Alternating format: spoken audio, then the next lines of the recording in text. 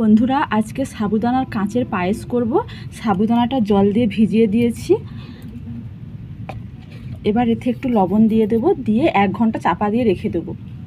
1 ঘন্টা পর দেখো এই সাবুগুলো ভালোভাবে ভিজে গেছে। এবার ভালো করে একে মাখিয়ে নেব। সাবুদানাটাকে এইভাবে মাখিয়ে নিয়েছি। এবার হাতে একটু ঘি মাখিয়ে নিয়েছি। এবারে এগুলো হাতের সাহায্যে ভালো করে এরকম গোল করে নেব। গোলগুলো করে নিয়েছি। তার জন্য দুধ বসিয়ে দিয়েছি। এবার চিনি দিয়ে দেবো, দিয়ে এটাকে ভালো করে ফুটিয়ে নেব। দুধটাকে ভালো করে এভাবে ফুটিয়ে নিতে হবে। ভালো করে দুধটা মরে এলে এবার সাবুদানার বড়গুলো দিয়ে দেবো।